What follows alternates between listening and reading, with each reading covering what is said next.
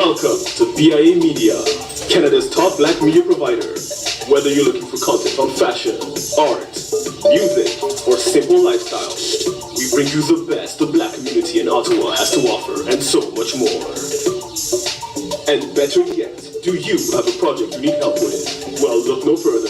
We provide equipment, studio, and office space, as well as a team of dedicated individuals to help you bring those ideas to life. So don't wait. Check out our new website at biamedia.ca for more information on how to contact us and start creating today. BIA Media, your way.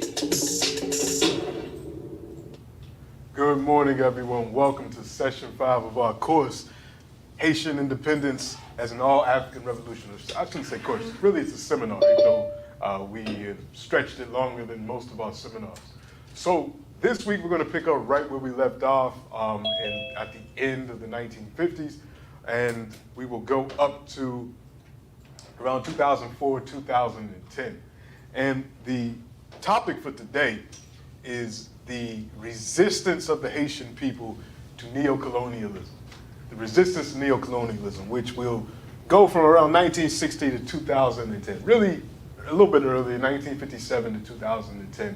And we'll stop there, and then next week we will conclude our course by going from 2010, 2011 up to the present.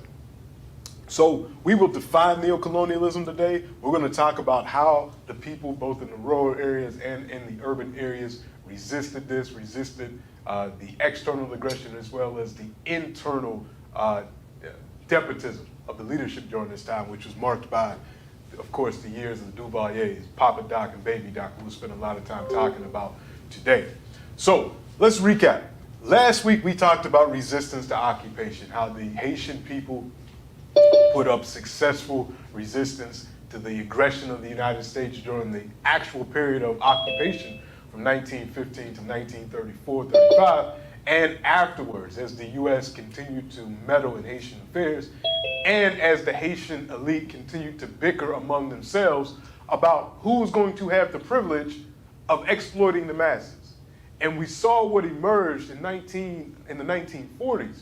You had the old school mulatto elite that had been running things pretty much since independence with, breaks here and there. Of course, we had the Dessalines regime at the beginning and a few other dark-skinned African Haitian leaders at certain points, but for the most part dominated the economics and the political scene in Haiti. And then you had this emerging dark-skinned middle class united under the idea of noirism.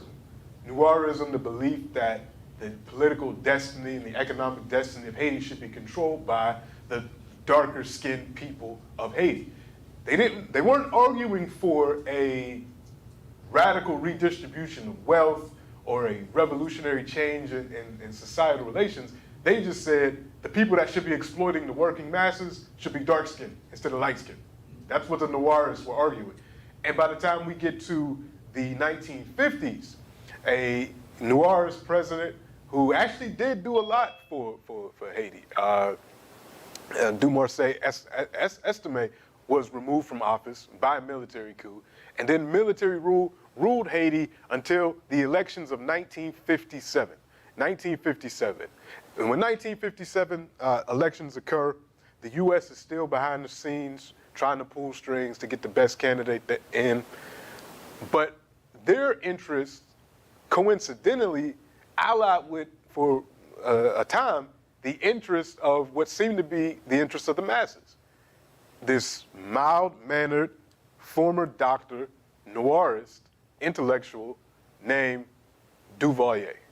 This is Papa Doc, Francois Duvalier. Francois Duvalier had come up in Noirist circles. He was a student of Estime. He served in Estime's government, and he was perceived to be by the masses as someone that wasn't going to use his position to exploit them. He didn't amass riches during his time as a cabinet member. And he had, made a name for himself working in the rural areas as a doctor. So I get the name Papa Doc. He was a medical doctor. He actually had done some training in the University of Michigan. So the U.S. looked at him, the masses looked at him, and they said, okay, we think this is a candidate that can run the country. So with a pretty large majority, Francois Duvalier gets elected president of Haiti in 1957. 6 months into his reign, and let's just again situate ourselves geographically because this becomes very important. In the late 1950s, going into the 1960s, Haiti becomes even more strategically important to the United States. This is the period of the Cold War. In 1959, the island to the west, Cuba, the people pulled off one of the most successful revolutions in the 20th century, the Cuban Revolution, that brings Fidel Castro and Che Guevara and Raul Castro and the others into power. Anti-imperialist, anti-capitalist, a socialist government 90 miles away from the United States. The U.S. did not want this to domino in this region that it considered its backyard. So as the United States was making its diplomatic and using its intelligence agencies to try to undermine the Cuban Revolution, they needed allies in the region to help undermine Cuba and to make sure the Cuban example of anti-imperialism, anti-capitalism didn't spread to other areas. So when Duvalier comes on the scene, they see Duvalier as an active partner in this. Because one of the things that Duvalier was for, he was a noirist. So he was for dark-skinned Haitians running the economy, running the politics of Haiti. But he was anti-communist. He wasn't for unions. He wasn't for the working class. He wasn't for intellectuals that had a leftist orientation. Those intellectuals, those students that had 10 years earlier in 1946 helped to overthrow a U.S. puppet. Those students that took to the streets like we talked about and those women's movements that took to the streets in 1946 to usher in a revolution of sorts, Duvalier wasn't for that. He wasn't for a class analysis of the Haitian situation. His analysis was dark-skinned people should rule, not light-skinned people and not the working class. So the U.S. saw in Duvalier an active partner in this anti-communist, anti-socialist world order that they were trying to build in the Cold War era. But Duvalier showed his true colors not long after his election, because his election, even though he won, he still had political opponents. He still had a mulatto elite to deal with. He still had the union workers and the leftists and the radicals that were led by people like Fignole, who was a former president. He was president for like 19 days, and he was a trade union activist, and he was one of the opponents of the emerging Duvalier regime and the noirist ideology. So there were political opponents. And the military, which, again, let's go back to the occupation years and the post-occupation years. At this point, the Haitian military is still under the tutelage of the U.S., of U.S. Marines. There's a training institute that's created in Haiti to train Haitian officers. Many Haitian officers are also getting trained and would be trained at Fort Benning, Georgia, in the quote-unquote School of the Americas, where the U.S. trained dictators and military officials from the Caribbean and from South America, not to serve the interests of the masses in those countries, but to serve U.S. interests. So the military is still, under the control of U.S. officials. So Duvalier sees this. So he recognizes there's all of these opponents to his new political regime. So he goes on the offensive really early into his regime, into his presidency. And he starts to do a number of things. The information that we're talking about today, the first part of this book, we're going to be coming out of Haitian History, New Perspectives. A few articles in here deal with the Duvalier years. This is a collection of essays and articles dealing with Haitian history. The second part of the class, The Prophet and Power, which deals with the post-Duvalier years, particularly the rise of Aristide. We'll talk about him in the second part of the class. So I just want to alert you to two books. If you want more detailed background information of what we're talking about, I recommend these two books for the time period that we're talking about today. 1957, he's elected. So between 57 and 64, in those years, between 1957 and 1964, Francois Duvalier unleashes a terror on Haiti that had never been seen before. First, he started with his political opponents. Before in Haiti, when there were battles among the elites for power, for who's going to control things politically, there were assassinations. Generally, it's the person that was the political opponent that was assassinated or forced into exile. Francois Duvalier took it to another level. His forces not only killed the opponent, they killed the opponent's family, the opponent's wife, children, even the pets in houses. This was designed to instill terror. His regime was built on terror, terrorizing the population, terrorizing political opponents so that he could have total control over the state. And he was very intelligent. I mean, the brutality that he used to maintain his position was a sick type of ingenious, because he knew what he had to do to maintain power, not to help the masses of Haitian people. That wasn't not his goal. His goal was to maintain power for himself and to amass riches for his family and the small clique of people that pledged allegiance to him. They amassed riches. They amassed wealth. If you pledged allegiance to Duvalier, then you were allowed to play the political game, play the economic game.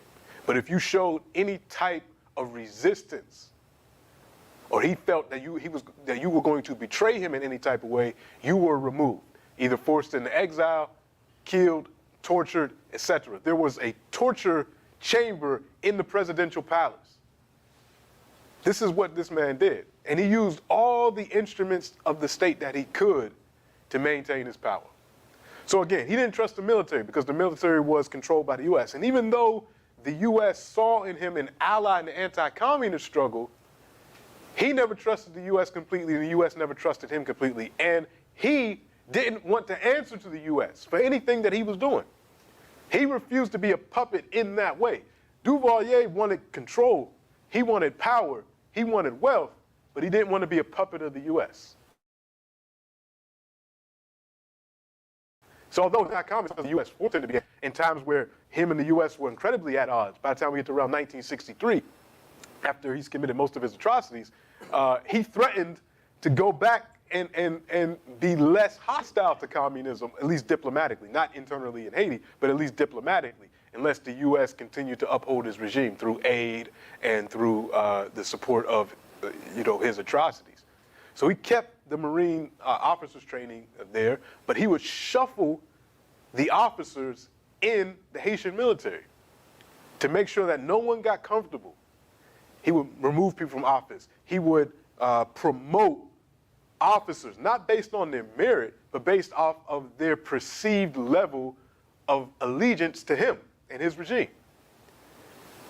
Duvalier also made sure that there was another force in the country, side by side with the military, but this force would be personally answerable to him. Actually, there were two. He created a number of these armed wings of the government, of the state, that would do his bidding. One, probably the more famous one, is the Tonton Macoutes. The Tonton Macoutes. This was a death squad, personally allied to Francois Duvalier. The actual name is something like the Volunteers for State Protection or something that sounds nice, but everybody called it the Tonton Macoute. This was the brutal wing of his security forces. These were citizens that were armed by the state. So it's separate from the military. They were armed civilians that were tasked with looking for any signs of opposition to Duvalier. If you were in the market and you said something against Duvalier and his spy network got it back, you might be eliminated. You might be tortured. You might be disappeared. So many things could happen to you. So many things could happen to your family, your children, your wife, all of these things. Then there was another group called the Leopards. This group was, again, trained by the U.S. It's another paramilitary group trained by the U.S. for counterinsurgency tactics. Again, the U.S. was big on this during the Cold War years, and still to this day. They weren't training foreign militaries, whether it be in South America, the Caribbean, Africa, the Middle East, anywhere. They weren't training these militaries for external wars, for if these countries were invaded by someone that these militaries could fight them off. These militaries were trained primarily in counterinsurgency. What does that mean? That's just a big word for killing civilians. That's what counterinsurgency means. If the civilians ever rise up and say enough is enough of these governments, we want to make sure your military is skillful enough to take them down. That's all it means. That's all counterinsurgency means. So that's what these militaries were trained for. So the Leopards was one group, the Tonton-Macoutes and the military and the police force, all expertly controlled by Duvalier. If you showed 1 ounce of opposition to Duvalier, one of these groups might come after you. And if you were in these groups and you showed betrayal, someone is always willing to take your place. If you're a general, if you're an officer in one of these groups, and you say something, someone said, well, I'll take this place. Why? Because what Duvalier began to do between 1957 and 1964, he issued a number of new laws to further tax the people of Haiti. So if you were engaged in some middle class or working class economic activity, the state started taxing you to take even the little bit of a surplus that you had was going back to the state. And the state wasn't using that money to build hospitals and roads and education centers. It was lining the pockets of Duvalier, and then Duvalier would give that money out to his supporters, officers, to staff and weaponize the Tonton-Macoute, to staff and weaponize the Leopards and all these groups. So you can imagine you're a poor person, working class person. Maybe you came from the countryside, you came to Port-au-Prince, to find work, and the only work that was available was in one of these security forces. And then you enter the security force and your officer says, okay, we're gonna go in this house and we're gonna kill this entire family because the father or mother is in political opposition to Duvalier. Now you, as a new recruit, might feel some type of way, but I don't wanna kill innocent people. But if I don't do this, I might appear as though I'm disloyal. And what will happen to me? What might happen to my family? So you go into it, and we already know from psychological studies the effects of what happens when people put on those uniforms, whether it's the military or the police force, what that does to people. And they become almost like a gang in and of themselves. So you go through with these atrocities. And by the time you do more and more of them, it becomes normalized to you. And not only are you committing the atrocities as a job, you're also stealing from those people. You're also getting bonuses, from the regime. And eventually you lose your humanity by being engaged in these activities. So we had a whole generations of folks between 57 and the 80s that were in these groups that were regular people. You wouldn't know the difference, who they were. They were just people trying to make the living, but through the ruthlessness of the regime, it twists the psychology of individuals. That allows them to commit these types of crimes. So Duvalier played on all of this. He was able to crush so many opponents. The Catholic Church became an opponent of Duvalier, particularly in the late 1950s and 1960s. In the early 1960s. Duvalier saw in the Catholic Church, now part of his critique of the church was actually well-founded. Since independence, the Catholic Church had been operating in Haiti largely controlled by foreigners. The leading bishops and the leading priests all came from abroad. And their task, it seemed, was to ensure that the Haitian people never developed a spiritual and political ideology that separated them from what was going on in France. That's what the role of the Catholic Church did. These foreigners came in and they said, listen, all that African culture and all that stuff you're doing, we got to get rid of that. You need to have this type of understanding of philosophy, this type of understanding of theology, and that's what it's going to be. It was a conservative church. It was a church dedicated to the elite. And again, how we talked about those elite would go back and forth from getting educated in France to running things in Haiti. So they had a French outlook on things. The Catholic Church controlled a lot of the top educational institutions in Haiti. So for generations, it had been an armed, I'm going to say armed, it was arm in arm with the elite, particularly the mulatto elite. So when Francois Duvalier comes into power, he says, I'm going to crush this church. All of these foreign bishops and priests, you have to leave. I'm going to Haitianize the church. I'm going to Haitianize the church. So through threats of violence and other things, he forced those foreigners to leave, and more black bishops and priests were put into the church. But that wasn't enough for him, Because many of these priests, many of these bishops were also learning and developing this new idea of liberation theology. So even though they were priests in the Catholic Church, it actually backfired on Duvalier because the foreigners, they were allied to the section of the church that was conservative. But these new Haitian bishops and priests that Duvalier kind of pushed into place, they had a liberation theology understanding of the Bible and of the Catholic Church. Their belief was, when we look at the Bible doesn't teach you to uphold unjust institutions. Jesus was a poor son of a carpenter, pastor who was executed by the state, by the Romans, because he had a message that was inherently for justice. It was inherently against oppressive institutions, whether it be the Romans, whether it be the monarchy at the time in Judea, whether it was the parasitic Pharisees and Pharisees in the religious order of the day. Jesus was against these systems. So priests and people in the Catholic Church that say that they're followers of Christ need to have this type of position here on earth. It's not just about doing good and dying and going to heaven. It's about changing the material conditions here on earth. So a number of new priests were preaching this. So when Duvalier realized this, then he started to attack the church even more. Assassinations, killings, tortures of priests, these types of things were happening. Intellectuals and educational institutions.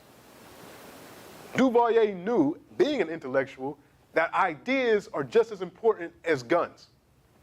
When the masses can get ideas, when workers, when women's movements can get ideas that they can latch onto about changing society, that's dangerous.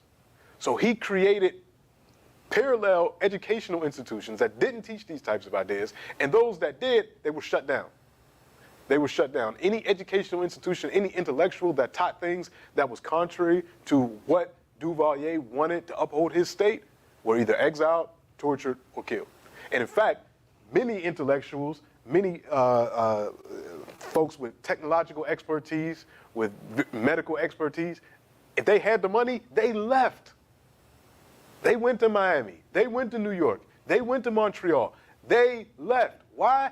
Why would I live in a state that's run by terror? If I have to constantly think about if my children are going to make it home from school, or if my dinner conversation about the tax situation reached someone's ears and now I'm a target and I could be disappeared, or my wife could be raped, or my children could be kidnapped or tortured, I'm leaving. What's the first ticket to Miami? I'm out. The first ticket to New York, Montreal, I'm out. So Haiti lost a generation of expertise with technical know-how because they didn't want to stay in the Duvalier regime. We talked about the military, of course, the mulatto E, trade unions. In his anti-communist and anti-working class rhetoric and his regime, trade unions weren't safe. So the rights of workers in the urban areas, of course, went down the drain because there was no one there to protect them because Duvalier didn't want unions. And lastly, the press. 1946, when we go back to the major revolution before the Duvalier years, it was the press. It was this outbreak of student newspapers and independent journalists that were writing against the regime, that were getting the people ready to fight and resist. Duvalier, as an intellectual, he knew this, so he destroyed newspapers and press houses, except for the ones that were officially designated by him as being a supporter of his regime. When you can control the press, you can control the educational institutions, you control the minds of the people, what the people will intake and what they can't intake. And it helps legitimize your regime. And it only takes a generation or two, when you control these two functions of society, that people start to develop an amnesia of struggle. And they start to see the society, this is what it is. This is how it should be. This is the only way. This is what's happening in North Korea right now. This is what happened, we talked about last week in the Dominican Republic under Trujillo, where the whole narrative of the country was flipped around and changed to be this anti-Haitian narrative. Duvalier did the same thing. He created a situation that everything was done. Even, it's not listed here, but even among the practitioners of Haitian voodoo, Duvalier took advantage of. Duvalier said, I'm going to be the first president to actually uphold voodoo as a legitimate spiritual expression of the Haitian people. That sounds good in practice. But what he did was, and voodoo has always been a decentralized spiritual faith. Unlike the Catholic Church that has a hierarchy, there's the Pope, there's Archbishop, there's bishops, priests, all that, all the way down. It's not like that in voodoo. But what Duvalier did, he took certain Hougans and Mambos and he propped them up because they pledged allegiance to him. And those practitioners of voodoo that didn't, just like anyone else, felt his wrath and the wrath of the Tonton Macoute and the leopards and all these other folks. So he took every institution in Haiti and used it to prop himself up. And he used violence and terror and torture and political exile, all the tools in his toolbox to do so. This is one of the most brutal times in Haitian history. Again, and he was able to do this because he had the support and at the very least the neglect of the United States. The United States let all of this happen because he was anti-communist. So they supported Papa Doc.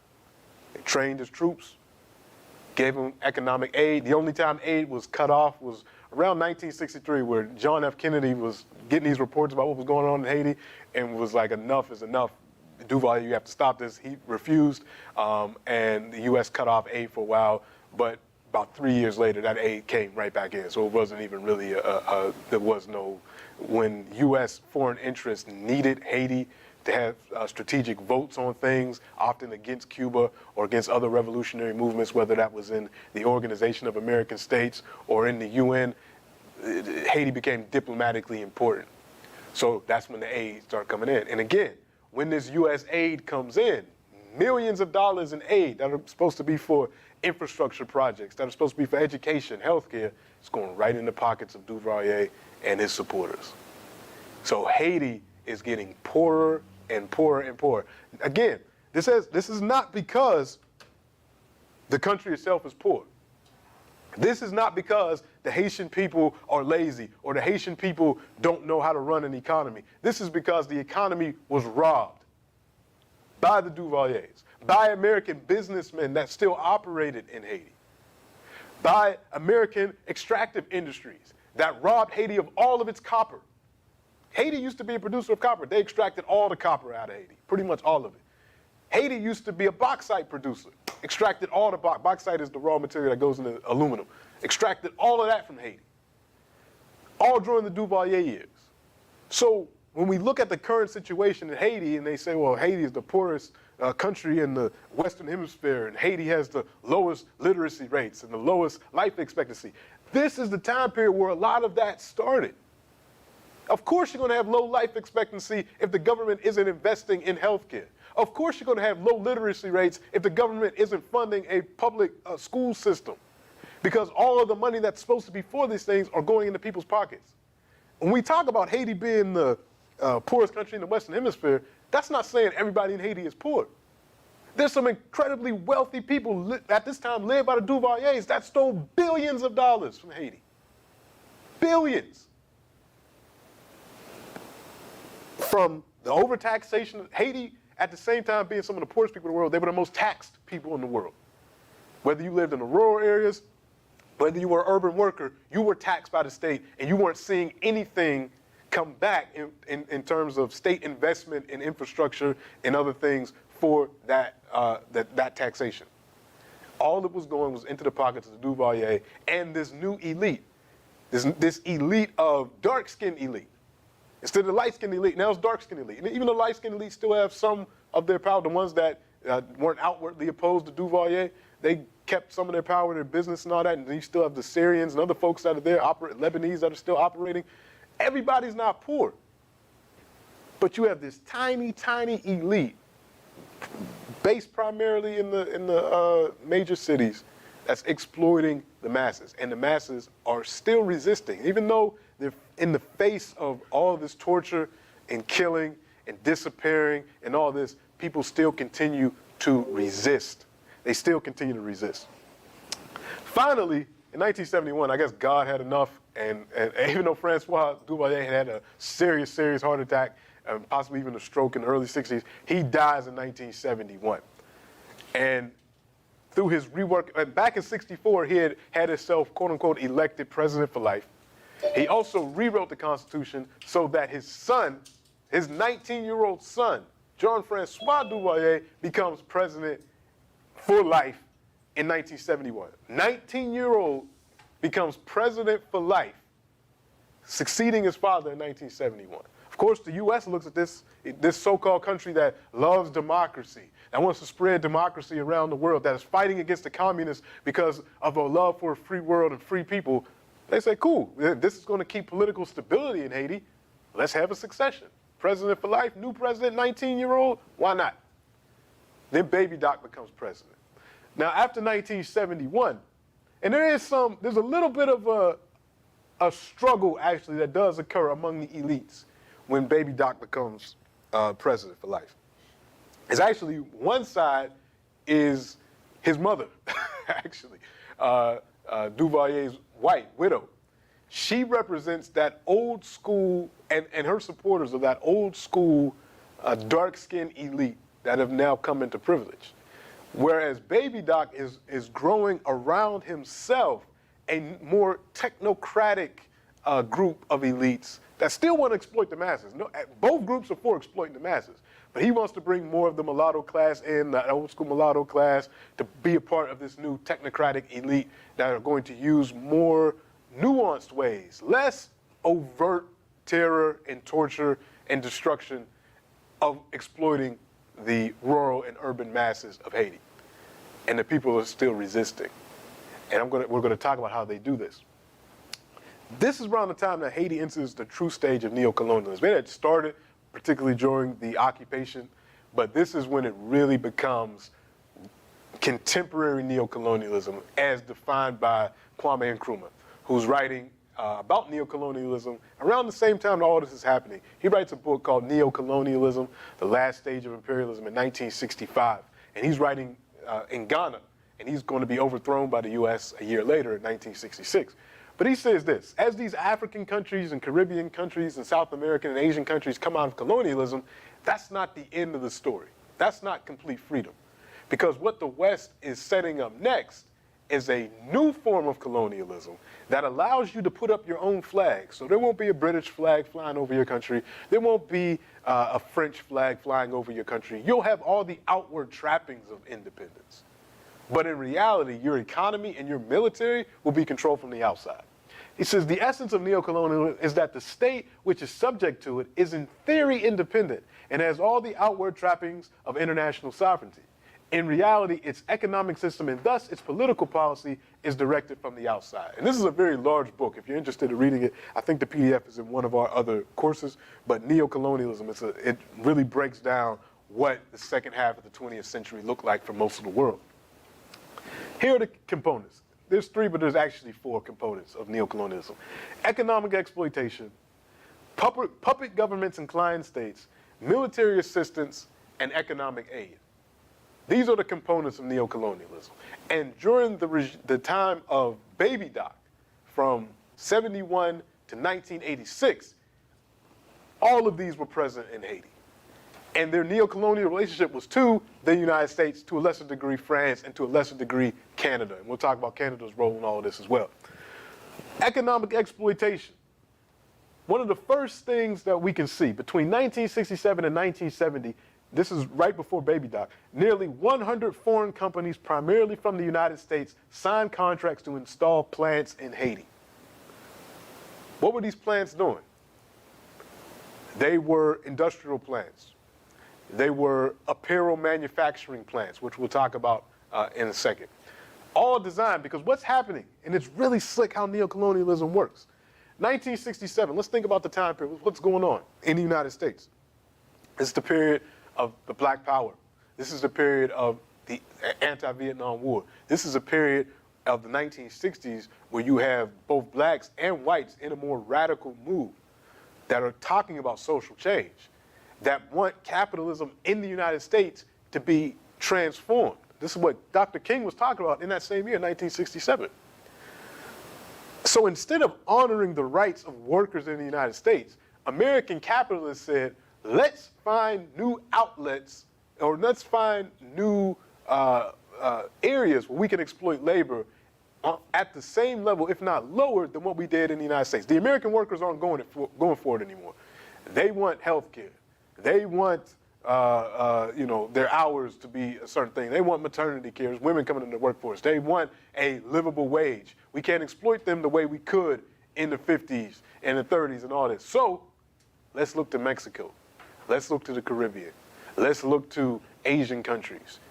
And let's look to Haiti, where we can establish this, that we can move our production to these countries and we could pay these people pennies, and they'll work harder, they'll complain less, and even if they do complain, we have the Duvaliers and these other puppet leaders that will crush any workers' movement. So that the workers in America, we'll put them in other situations, we'll lower the cost for the American consumer, and we'll keep the revolution from spilling out in America by exporting these things. So even though places like Pittsburgh and Detroit and Cleveland, these manufacturing areas in the United States will go into decline, it won't matter because our pockets will get bigger. This is what the American capitalists are thinking. The owners of these big businesses, the auto industries, these apparel industries, places like Nike, these other companies, tech companies, people that were making VCRs, all these things that would end up in American households in the 70s and the 80s. They're coming from overseas and they're being produced and constructed by this labor that's controlled by these puppet leaders like the Duvaliers. So it's no coincidence the time period that this is happening. So Haiti is not benefiting from this. The small elite class is benefiting from it, just like the elite in the US. But the masses, of course, are being hyper-exploited. One of the other elements, economic quote-unquote aid, during the 70s and the 80s, during the baby doc years, Haiti becomes entrenched in IMF, World Bank, and WTO affairs. The IMF is International Monetary Fund. The World Bank is what that sounds like. It's a bank where countries can get loans for projects, and the World Trade Organization, and these other, what they call Bretton Woods institutions. These institutions were set up primarily by the United States following World War II in order to have a new economic order following that war. So what the IMF did with Haiti, like they did with so many countries in Africa, in South America, in the Caribbean, they put them in these structural adjustment programs where the country would get loans and there were stringent policies that the country had to abide by that were attached to these loans. And in Haiti, agriculture was heavily impacted by these structural adjustment programs. How so? One of the key aspects of structural adjustment is privatization. They don't want the state to own a lot of things.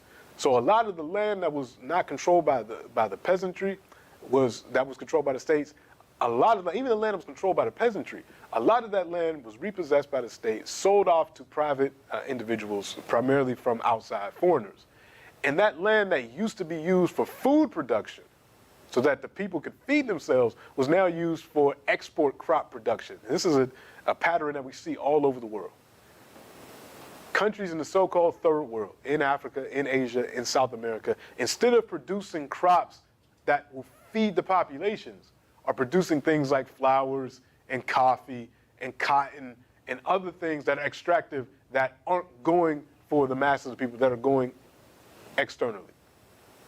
What does this cause? Obviously, it's very obvious what this causes. This causes starvation.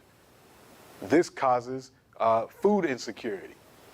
Many of the crops that are grown for export also end up with soil erosion. You can't grow these crops year after year, season after season after season, without cycling crops and letting the land lay fallow for a while. So all of this is leading to the economic problems that we see in Haiti today and the social problems that we see in Haiti today. They took somewhere, I think one estimate, 30% of the land that was used for food production, more than 30%, that was used for food production, now used for export crops. This was a condition of the aid. And of course, the elite, they're fine with this. They don't care.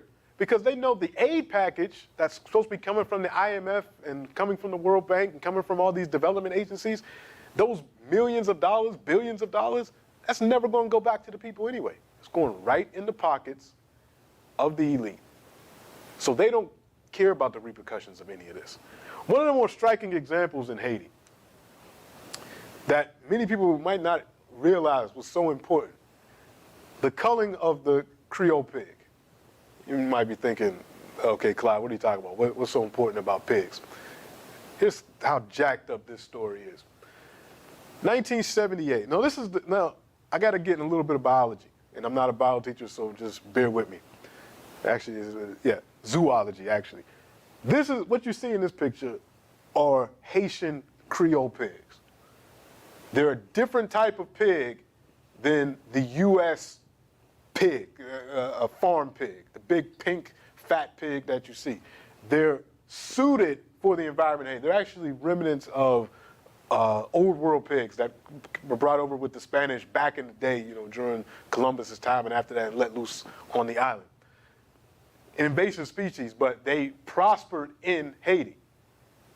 Number one, they're very robust. So they're strong animals. They're small, so they're able to get into places.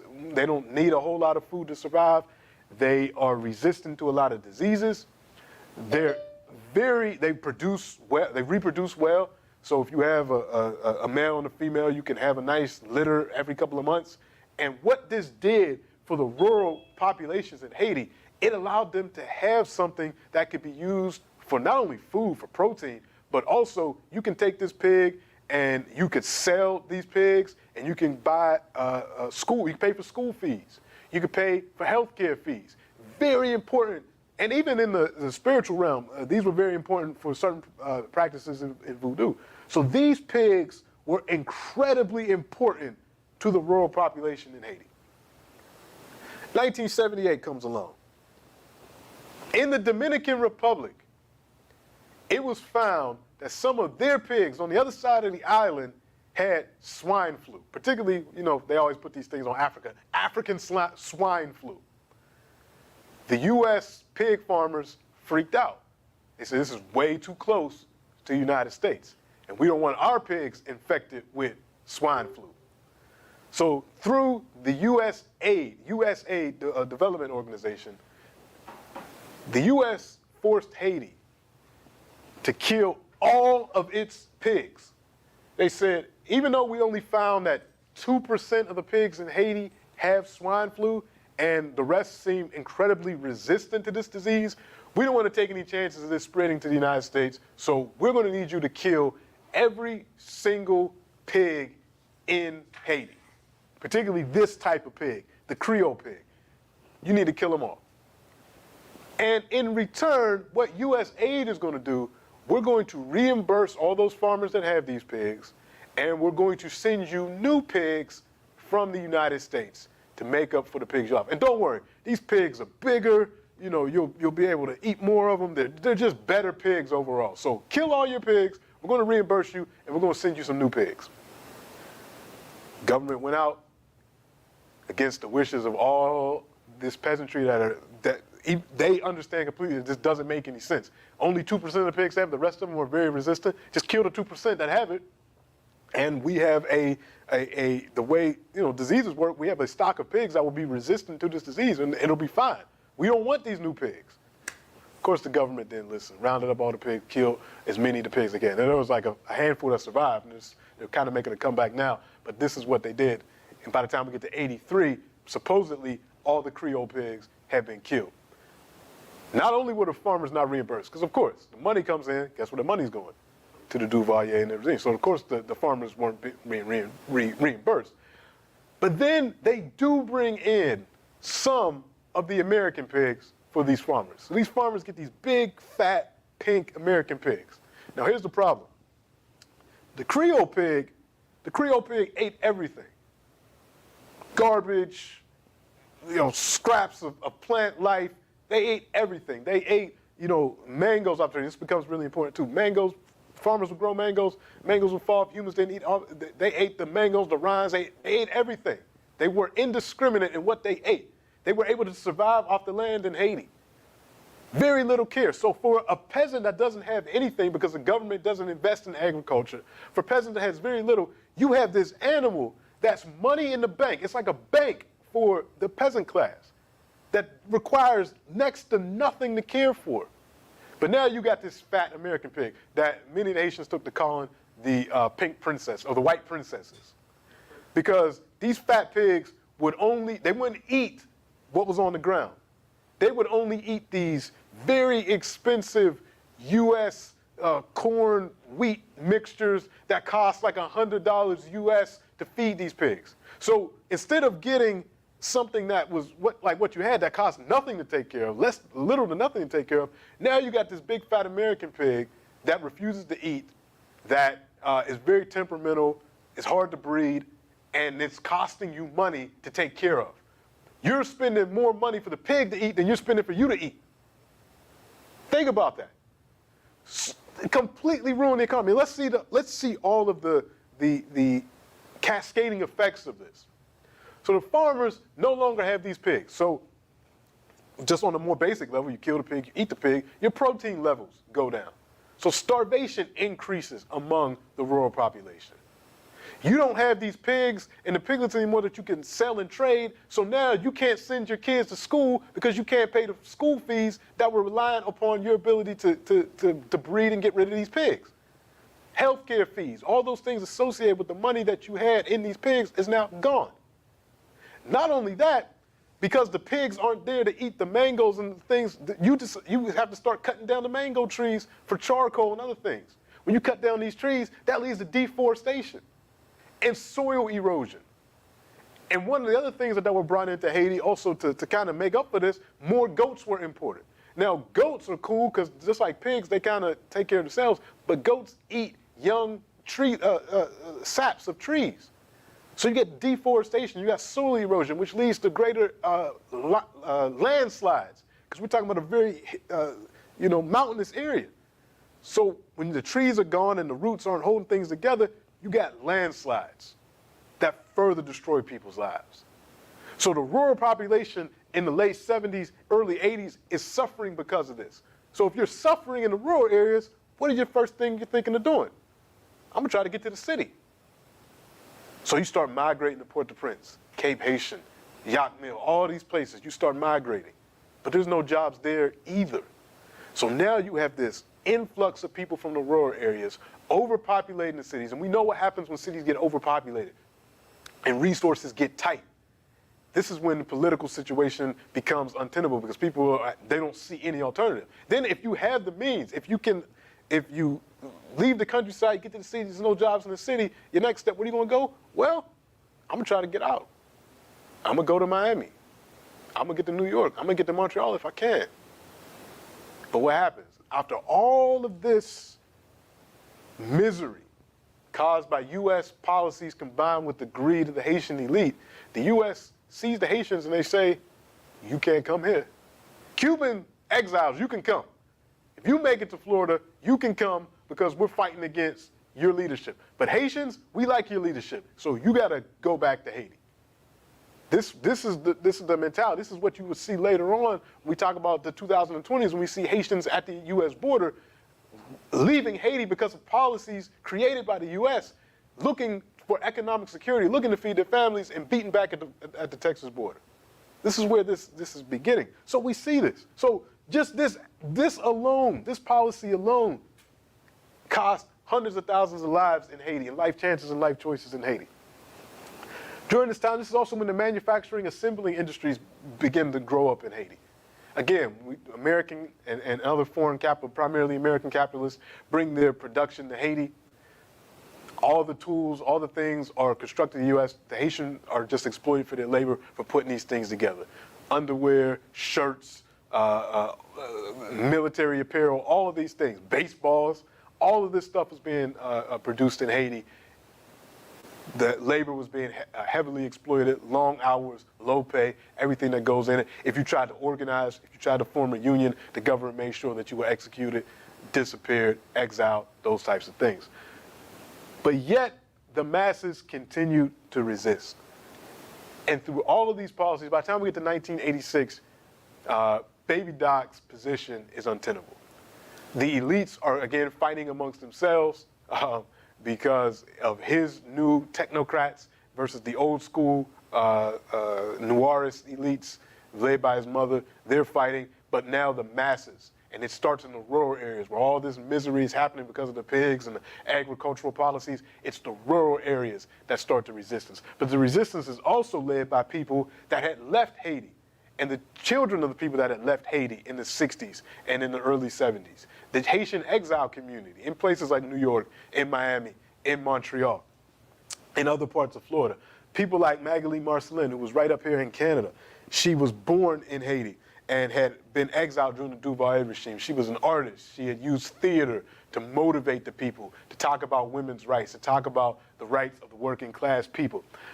She had to go underground to organize, and eventually she was exiled, and she continued to advocate from Montreal and places in Canada, and used her position as an exile to organize people to resist the Duvaliers. This was a story that was familiar to many exile communities.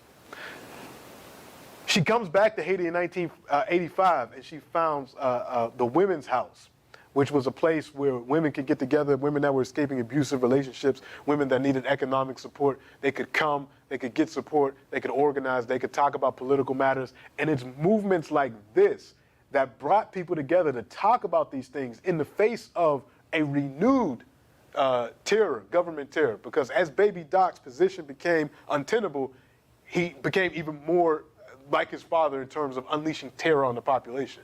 So women's organizations like this and activists like Marcelin were very courageous in their attempts to undermine this regime. This is, again, another example of that revolutionary spirit that has never left the Haitian people since they were first embarked in Haiti in the 15th century. Africans will resist wherever they are, no matter the stakes. No matter the amount of terror that they face, they will resist. The church became crucial. How'd you die? She died of, I gotta double check that. I think she may have been, I think she passed an earthquake. I think she passed an earthquake. I'm gonna double check that, but I'm pretty sure she passed an earthquake. The church became a leading institution in particularly fighting against Baby Doc. By this time, those liberation theologists, those that survived the tortures and the exiles, they continued their work. And they started this movement, L'Église, the little church movement.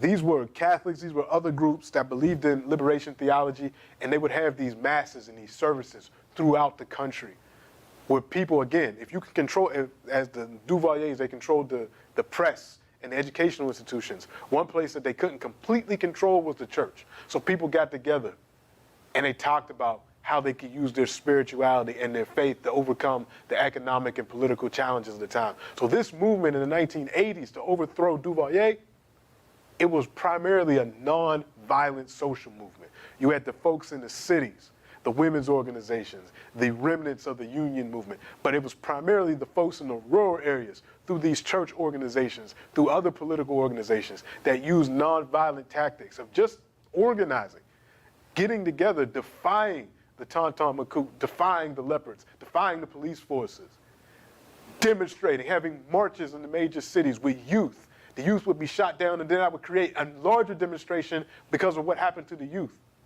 So all of this coalesced, and finally in 1986, the U.S. says, all right, things have gotten to the point in Haiti where, okay, Duvalier no longer serves a purpose. We'll set it up so that he can go into exile in the United States. And before he leaves, he makes sure to take, I forgot about the radio as well. The radio becomes incredibly important to this resistance as well. When Duvalier leaves in 1986, but not before going into the Haitian treasury and taking as much as he could and going into exile, billions of dollars. So by the time he leaves in 1986, for the next 4 years, there's intense political struggle. You have the remnants of the Tonton Macoute. You have the remnants You have military officers that want power.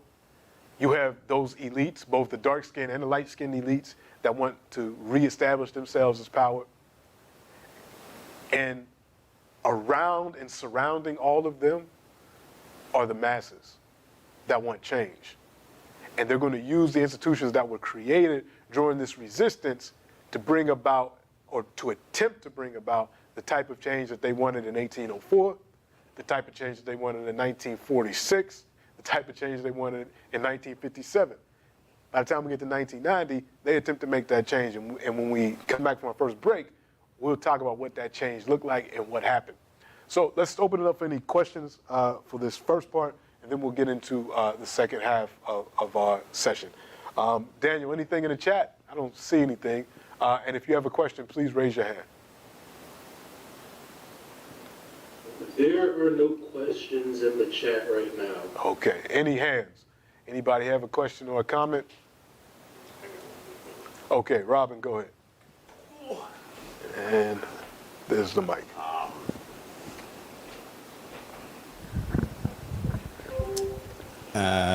Was there any evidence that Papa Duck was a sadistic psycho before he took power, or any evidence that happened after he took power? Yeah, it came pretty much by surprise for a lot of people. There was no indication that he would do that before. Again, he was this mild-mannered doctor. I've heard reports that he got really bad after he had this stroke, but it's really amazing to see what people will do to stay in power and use whatever means possible to do that. But yeah, it was brutal. It was a brutal systemic use of terror in a population, and we should definitely talk more about that and more about the role of Canada and the U.S. and other folks that upheld this. And when we start talking about reparatory justice, I mean, this baby doc died in, I want to say, 2000. Was it 16, 14, 16? Relatively recently, and I don't remember, and someone can correct me if I'm wrong, I'll bring this up next week. I don't remember a whole lot of inquiries into bringing that money back that he stole, or what was left to his family, because I think he had children. Where is the money? Where's the billions of dollars that were taken from the Haitian treasury? We got a hand up, so go ahead. I don't have my glass. Let me put my glass on. Who is? Oh, go. Yes. So my grandmother lived in Haiti, and she had a big store on one of the prime streets in Haiti. And I could never understand it. So the Tonton Macoute would come like once or twice a week. They didn't have actual uniforms on, but they had these huge machetes. And they would go around, and my grandmother would slip whatever money she had or whatever into their hands, and they would go away, and I'd say, well, why do you have to do that? And she'd say, it's for protection. Yeah. So now I have a better understanding of it, but it's so sad. They would go from door to door to door, and people were literally terrified of the Tonton. This is how it operated. They not only supplemented what they were receiving from the Duvalier regime, but they were essentially gangsters and would do these things to further impoverish the population. So you become a predator. And again, I always like to have that example of the hypothetical person that joins the Tonton Macoute, because a lot of times we think that these people aren't born monsters. You're made a monster. You know, the folks that were in that Tonton Macoute, a lot of them weren't born sadistic, and they were people that themselves were struggling with hunger, with these things. And the question is, do I stay prey or do I become a predator? And a lot of people decide, not a lot, but some people decide, I would rather be a predator than prey. And they join these institutions and they inflict these things. And just like the victims of these crimes need a tremendous amount of counseling and these things, the perpetrators need a tremendous amount of counseling and rehabilitation, because this is only 2020. There are still people that are alive that were Tonton Macoutes that are still struggling for power. I mean, they're old now, but they did these things at the time. And a whole generation of people have come up under this terror and have seen things. I mean, this is a situation where a lot of folks need a tremendous amount of spiritual and psychological rehabilitation, because as African people around the world, we have seen things and been through things that you can't just let happen and not deal with on an emotional, psychological level. Many of us are dealing with the type of traumas that were inflicted as a result of the actions and inactions of so-called leaders, political leaders, religious leaders, so on and so forth. So, yeah, it's a really unfortunate time period. And a lot of people have these stories. A lot of folks have these stories. And again, I know there's people on this call that are Haitian, of Haitian descent, and you know, and this is why we have to teach all aspects of the history, not just the good, so we don't repeat these negative things. Daniel, something pop up in the chat?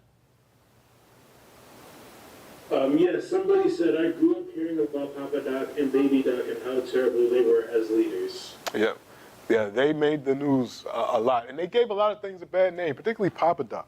I mean, this is voodoo outside of people that understand African religions and others. It usually has a negative connotation, and Papa Doc didn't make it any better, because although on the one hand, yeah, you upholded something that is true, that yes, this is a valid spiritual tradition, but you used it for evil. Just like the folks that use Catholicism, that use Islam, or that use any other religions that could be used for evil. He did that and put that negative stain on voodoo. So you have these figures that really did a number on Haiti in the second half of the 20th century, Papa Doc and Baby Doc, that have put Haiti in the situation that it is now. So this is the time period where Haiti goes from being, in the early 20th century, particularly I can speak from the African-American experience, Haiti was the symbol, along with Ethiopia, of resistance. People dressing up like Toussaint L'Ouverture, dressing up like Dessalines. Every Black History Month, there had to be something about Haiti. Just like you can't have Black History Month without mentioning Dr. King, or in the Canadian context, Viola Desmond or Harriet Tubman. You can't have Black history without talking about those figures. Haiti was one of those figures. You couldn't have Black history without talking about the Haitian Revolution. Until the second part of the 20th century, because of the actions of these elite, led by Papa Doc and Baby Doc, and because of the actions of their collaborators in the U.S., now Haiti has become this perceived charity case that folks don't want to have nothing to do with. This is why we have this class, to show that there's a reason for this. None of these things just happen out of historical happenstance. There's a reason for all of this. And it's important that we, as people that love Haiti, whether we're of Haitian descent or not, but we love African Revolution, we love African people, we want to see Haiti rehabilitated, this is the type of history that we have to teach. We have to tell people that this is not a lost cause. And when you look at these patterns in Haitian history, you can see very clearly what's happening today in 2024. It becomes incredibly clear.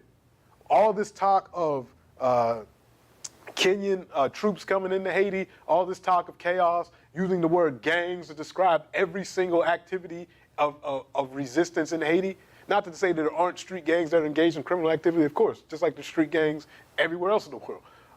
But to establish every act of political resistance as gang-related in Haiti, it makes it so it's easy for folks outside to say, obviously these people can't run their own economy or politics. Let's go ahead and intervene and make it okay. So we got to talk about what led up to this and what's happening and how we can address it. Any other questions before we go on? All right, so after 1986, going into the 1990s, an election is called for in the 1990s. In 1990, of course, the old elites and the military officers are all going to run for this new presidential election. And one person is actually reluctant to run. One of the more popular people in the country. He's one of the leading figures in the little church movement, named John Bertrand Aristide, who was a priest, who had made a name for himself as an ardent opponent of the Duvaliers, who had used his station in his church to help the poor, to create educational institutions, and he is really reluctantly pushed to run for president by his supporters that say, listen, we have this movement, this Lavalas movement, this movement of the People's Flood movement that represents all the aspirations of the urban working class, the rural peasantry. I shouldn't call them peasantry anymore, it's a doubted term, but the rural population. We want you to be our face, to be our voice in this new Haitian regime. We're going to have these quote unquote free and fair elections for the first time in recent history. So he runs. And in December 1990, he's elected president by something like 70% of the population. Elects this Catholic priest. And at the time, he's kind of at odds with his church as well. The church has now taken a more conservative stance. The International Catholic Church, under even though the Pope had come to Haiti in '83 and talked about the need for change, now the Catholic Church is becoming a little bit more conservative. The winds of change. So he's actually being castigated by his church for doing all this political activity, but he actually wins the presidency. I want Daniel, if you wouldn't mind, to pull up the video. And we're going to watch about 15 minutes of this because I love this documentary. And it deals with the Aristide years and what happened. So we're just going to watch the first 15 minutes, and then we're going to talk about it. I'm going to put a link to this video on our course website as well. So Daniel, go ahead. We're not going to start at the very beginning. We'll start at about the 5-minute mark.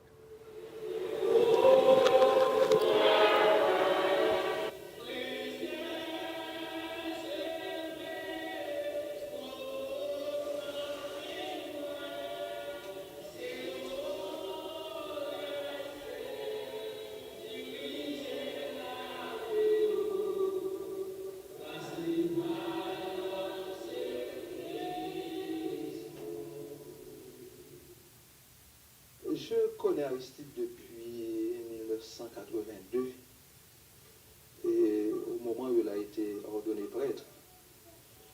Et j'ai suivi son évolution, son engagement dans la théologie de la libération et aux côtés des jeunes. While Father Guy Poulard came to oppose Aristide's presidency, and now serves a small, wealthy parish in Jacmel, he recalls his former colleague's commitment to social change. Après plus de 20 ans de dictature et du valieriste, la population haïtienne aspirait à autre chose. Moi, je sentais en lui un homme qui était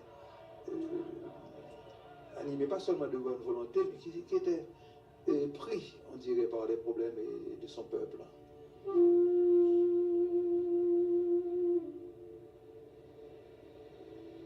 Dr. Paul Farmer, an American physician and anthropologist who has worked in Haiti's impoverished Central Plateau for 25 years, agrees with Father Poulard.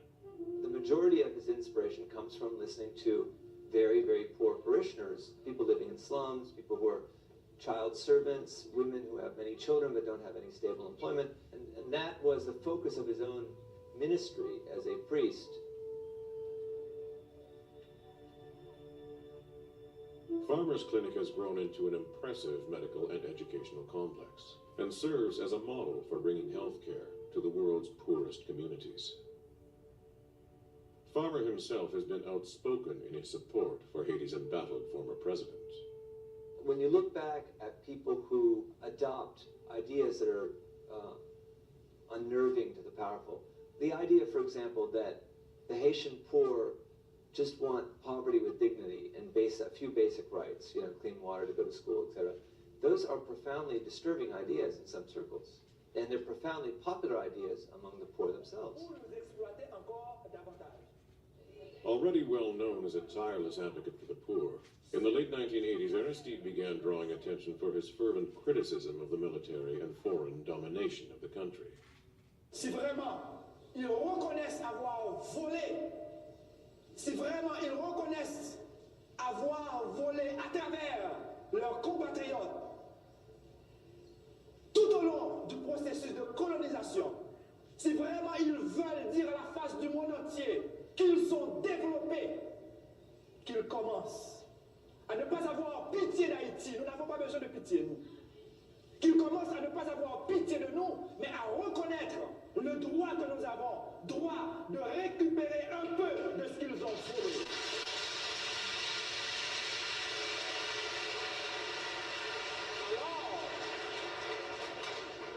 Alors, ils pourront se dire des personnes humaines qui transcendent le matériel pour déboucher sur une dimension spirituelle où la personne humaine se développe continuellement et n'ose pas appeler quelqu'un qu'il a exploité un sous-développé quand lui-même il est le premier sous-développé.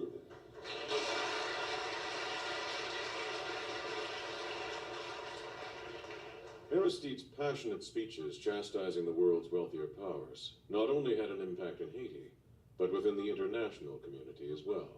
John Shattuck, who served throughout the globe as the Assistant Secretary of State for Human Rights in the Clinton administration, recalls Aristide's significance following the Duvalier dictatorships. Aristide represented a people's reform movement and genuinely, I think, was trying for the first time ever in Haitian history, at least in modern history, to be the voice of the voiceless, the voice of the people who had previously had no source of support and who were constantly the victims of a corrupt elite and a military regime.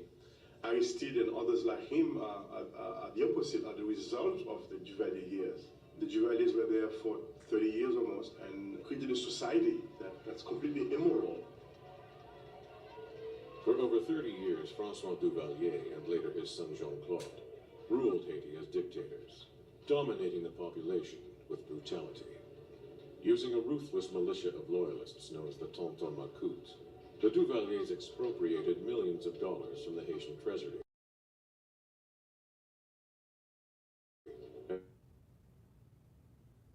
And committed countless human rights abuses. The uprising finally forced Jean-Claude from power in 1986.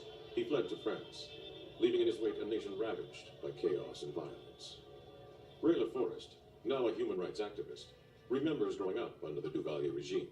So Duvalier represented our complete lack of respect for life, abuse, raping of women and children and families, a degradation of the society, just naked aggression, a neo-fascist system. Jean-Claude Duvalier's departure left both a political and security vacuum in Haiti. And for the next 3 years, former Tonton Macoute and army loyalists battled over control of the country, killing countless civilians.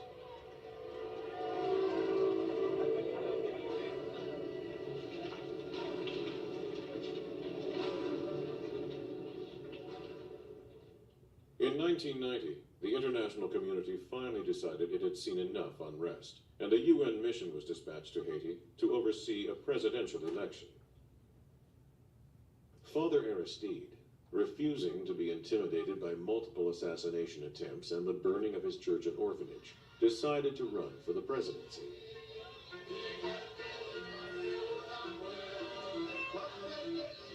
Aristide called his party La Valace, or the People's Flood, and his grassroots campaign and fiery populist rhetoric instantly connected with the people tired of oppression and suffering.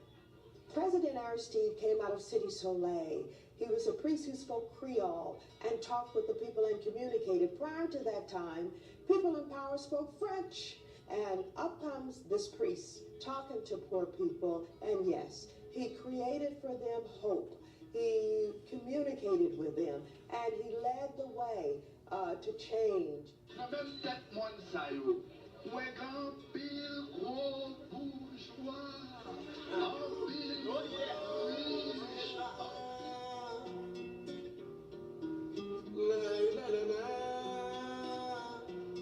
Today, President Aristide lives in exile in South Africa.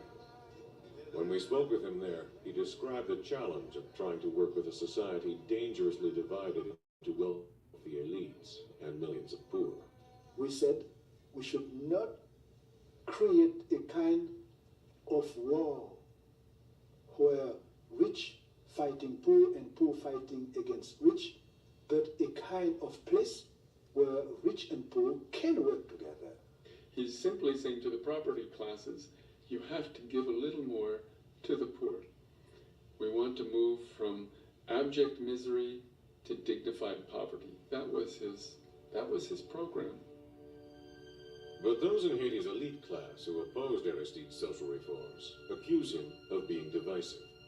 En prônant la lutte, une sorte de lutte des classes, là, il a tout cassé, je crois.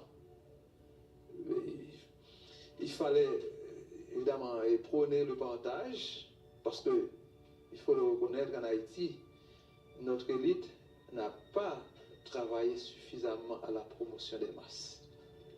But Danny Glover, a political activist, actor, and close friend of Aristide who's been following events in Haiti for over 30 years, disagrees. To raise the minimum wage just slightly, which was what Aristide attempted to do, to bring medical services to that island, which has not only inadequate medical services, but is one of the leading countries in the region in terms of HIV/AIDS. To bring those things to that island were very minimal things you should do for people who you consider to be human beings. Not all of Aristide's opposition came from within Haiti. 600 miles to the north, the U.S. government had its own ideas for the upcoming election. Noam Chomsky, a professor at MIT who has written extensively about Haiti, remembers the American reaction to Aristide's candidacy. Finally, in 1990, Haiti had its first democratic election. The U.S. was appalled by the outcome. The victor was a populist priest, Aristide, whose support had come from a lively civil society that had developed in the slums and the hills that nobody was paying any attention to, just poor people. And the idea that they would elect their own president was outrageous. The U.S. at once moved to try to undermine the democratic government, withdrew aid, transferred aid to opposition elements. Before Aristide had even entered the race, the U.S. government had put millions of dollars behind the campaign of a former World Bank official, Marc Bazin.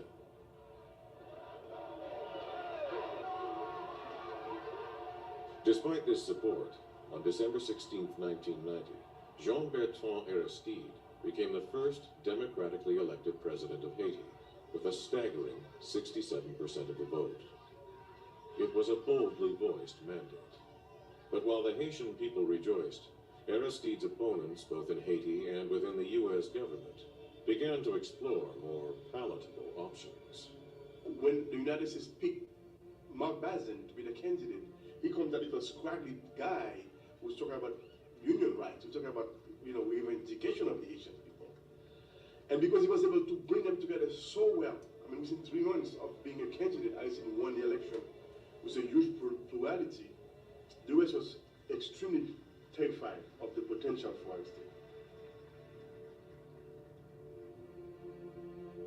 Aristide's talk of union rights and higher minimum wages in Haiti put at stake for the U.S. business community 20,000 assembly line jobs, contracted at less than 50 cents a day by corporations like Disney and Walmart. Sweatshop labor formerly protected by the island's heavily armed elites and political instability. The forces that were at work were long-standing supporters of the old regime in Haiti, particularly the old military regime, but also some of the Haitian elites. There were support for those elites in the old regime in the U.S. Congress.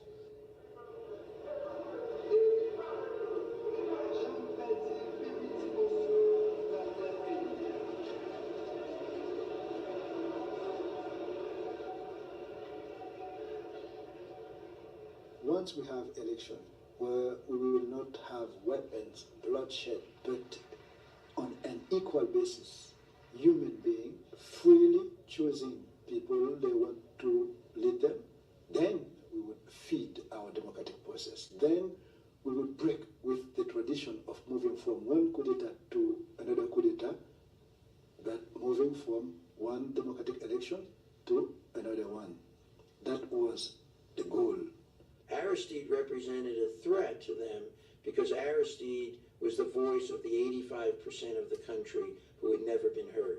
If that can happen in Haiti, then it could happen in Colombia, and it's obviously happened in Venezuela, it can happen in Peru, and so on down the line. And they do not want those kind of popular democracies because they believe that they will confront U.S. economic interests. In 1990, Haiti had the first free, fair, democratic elections when I became president. 7 months later, a coup happened. At that time, Bush's father was the president of the United States.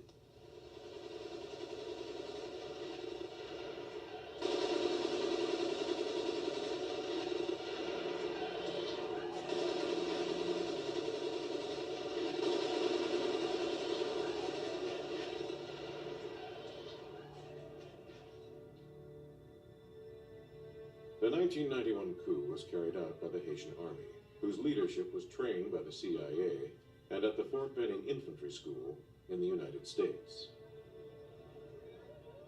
Although Aristide was restored to office by President Clinton in 1994, he had only a year left in his term.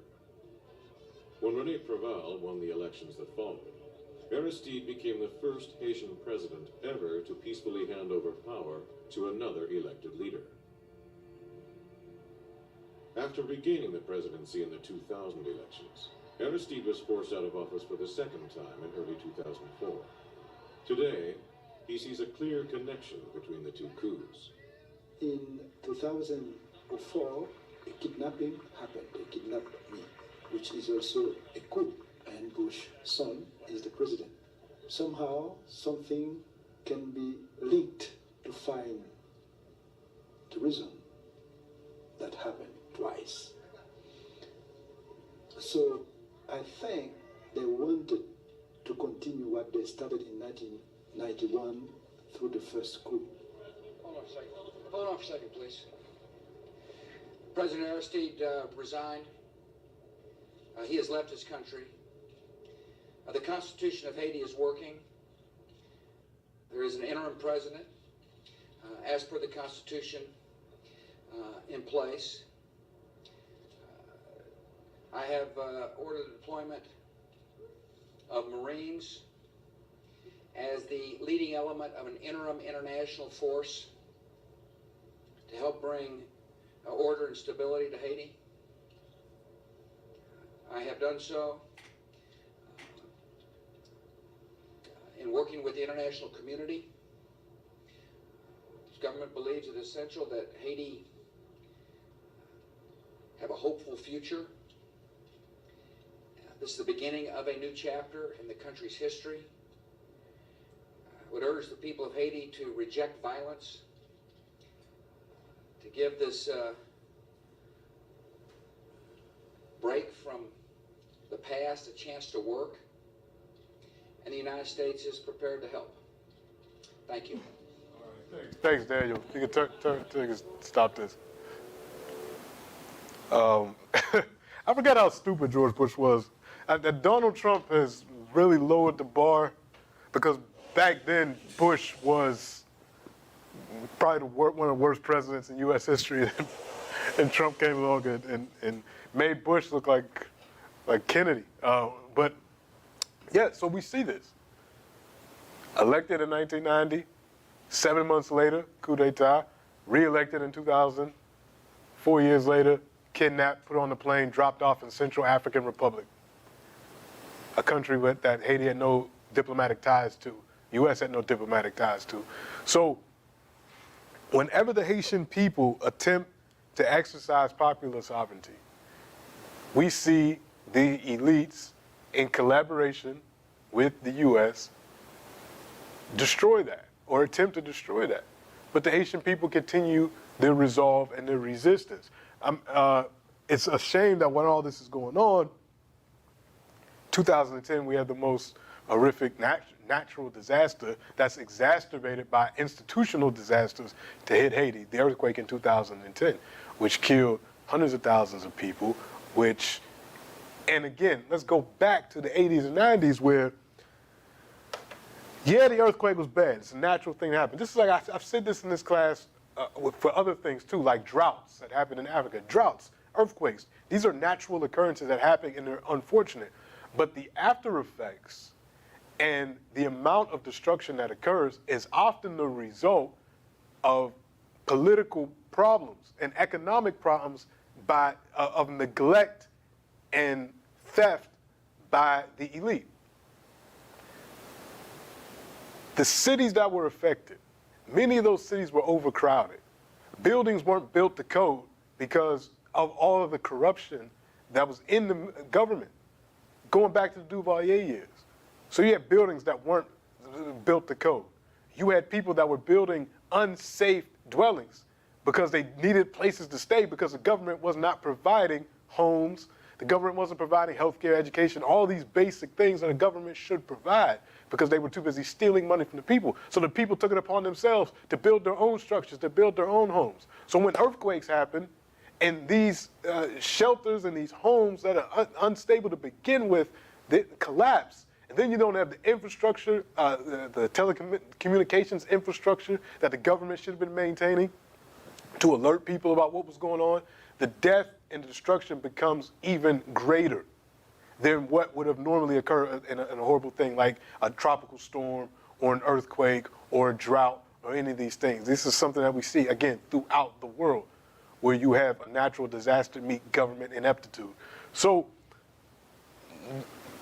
but the Haitian people, and I keep going back to this, their resiliency. With all of this, you would think that people would just give up, or people would just say, fine, we'll just take whatever the international community and our elites have to offer. They continue to resist. They continue to organize. They came out of 2010 with a greater resolve to rebuild the country. Haitian folks in the diaspora gave and organized money. Some of that money was even stolen by grifters. But even with that, people continued to donate, to develop. All in the face of this UN now, the U.S. using the UN to bring in troops. Again, always in the name of stability, in the name of development and all these things. So we're going to stop there today. We're going to pick up in 2011 and going up to the present next week. And we're all living through this period. So I encourage anyone that's on this call, next week I want it to be a little bit more collaborative.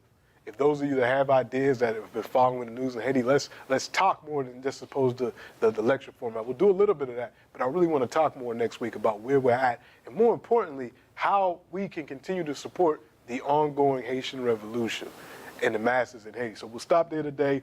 Oh, no. Sorry, I got one more bonus thing I got to show you, because this is coming from Ottawa. We're broadcasting this class from Ottawa, and I keep talking about the U.S. and us. Let's not forget Canada's role in a lot of this. Daniel, if you wouldn't mind playing that short other video, and then we'll end class with this.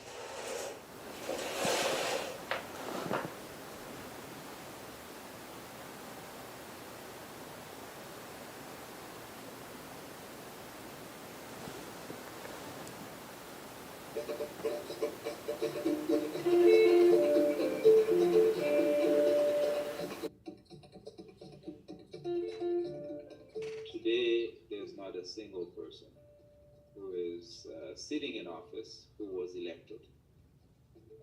Not a single one. There are 10 people who are in the remnant of what used to be the Senate, but they're not sitting. You don't have any functioning institution elected by the people that is still in place in Haiti right now.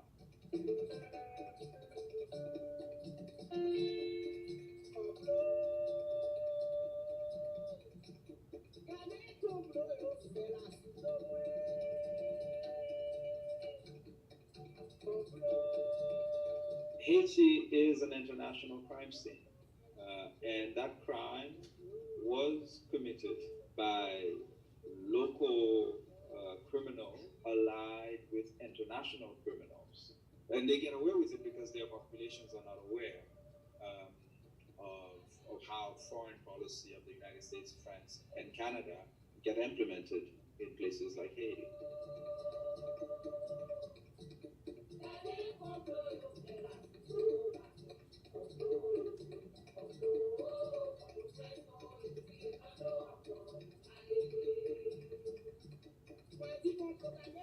Bien sûr, c'est pas de mettre Haïti en tutelle, c'était davantage de dire est-ce que la souveraineté des États est un principe immuable?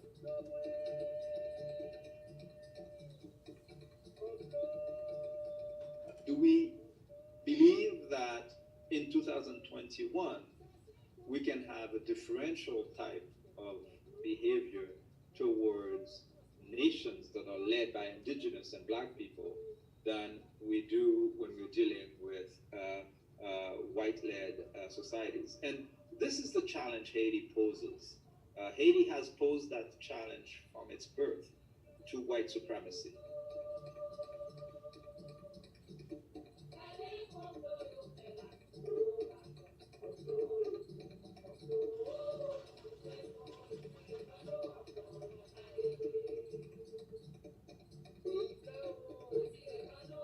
The so-called Haitian elected officials have no credibility in front of the people, and of course they don't feel that they are accountable to the people either, because they know they were appointed by the foreign occupation forces.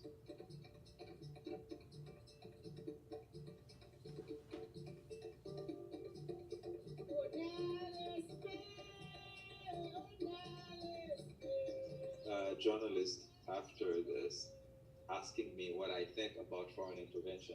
And I don't know how many times they ask me the question again and again to see if there's some kind of nuance that I can add to the answer no.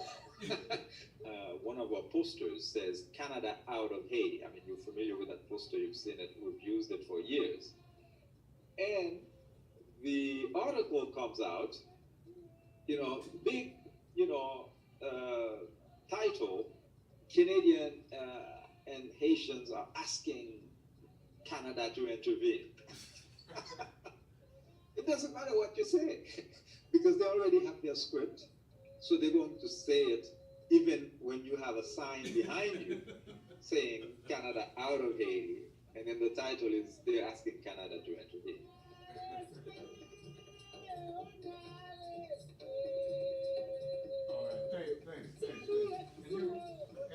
As you see, but now the new slick move is, instead of just having RCMP boots on the ground, instead of having U.S. Marines on the ground, let's go to Africa, get African troops under U.S., Canadian, UN direction, and then bring them into Haiti. Maybe that'll make a difference. This is the new okie doke they're trying to pull. So, again, so relevant to those of us that love Haiti and love Haitian people, and so relevant to this discussion. That coup was planned right up the street. I'm at 235 Montreal Road. If you go straight, Montreal Road becomes Rideau Street. Rideau Street goes right up to the Château Laurier. Big hotel, you'll see it right across from Rideau Center, where they sat, had drinks, US, France, Canada, and planned the 2004 coup, right up the street. So we'll stop there today, and we'll open up next week with this information. We'll open up first to questions and discussions and announcements, and then next week we'll pick up with this, where we at today and how did we get here in the past 12, 13 years. I